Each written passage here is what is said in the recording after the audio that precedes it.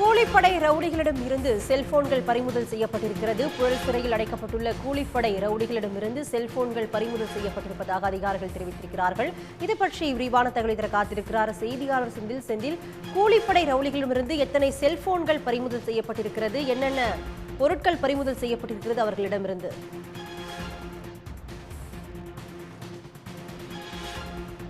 கூலிப்படை ரவுடிகளிடமிருந்து செல்போன்களானது பறிமுதல் செய்யப்பட்டிருக்கிறது. சென்னை புழல் சிறையில் இருந்து அவர்களிடமிருந்து இந்த செல்போன்கள் பறிமுதல் செய்யப்பட்டிருக்கிறது. இது பற்றி விரிவான தகவலை தர காத்திருக்கிறார் செய்தியாளர் செந்தில்.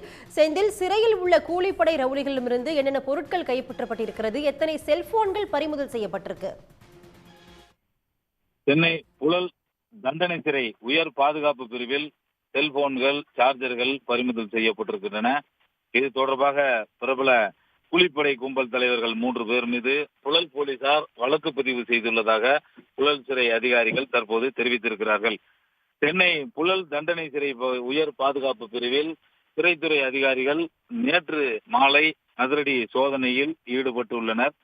அப்போது பிரபல கூலிப்படை கும்பல் தலைவனான அரும்பாக்கம் ராதா என்கிற ராதாகிருஷ்ணன், அதே போல டிடி மணி, மதுரை வெள்ளைக்காளி ஆகியோரிடமிருந்து 2 ஐபோன்கள், ஒரு ஆண்ட்ராய்டு போன், 2 பட்டன் போன்கள், 2 சார்ஜர்கள் ஆகியவை பறிமுதல் செய்யப்பட்டுள்ளன.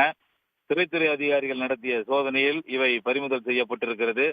சிறை நிர்வாகம் கொடுத்த புகாரின் பேரில் புழல் போலீசார் இந்த கூலிப்படை கும்பல் தலைவர்கள் மீது வழக்கு பதிவு செய்துள்ளதாக சிறைத்துறை அதிகாரிகள் தெரிவித்திருக்கிறார்கள்.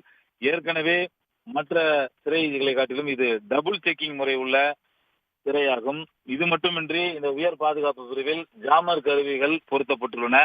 இதை தாண்டி செல்போனை எப்படி கொண்டு சென்றார்கள், கூலிப்படை தலைவர்கள் எப்படி செல்போனில் இங்கிருந்தபடி வெளியில் பேசினார்கள் என்பது தொடர்பாக சிறைத்துறை உயர் அதிகாரிகள் தற்போது விசாரணை மேற்கொண்டுள்ளனர். உடனுக்குடன் செய்திகளை தெரிந்து கொள்ள சன் நியூஸ் பெல் ஐகானை கிளிக் பண்ணுங்க.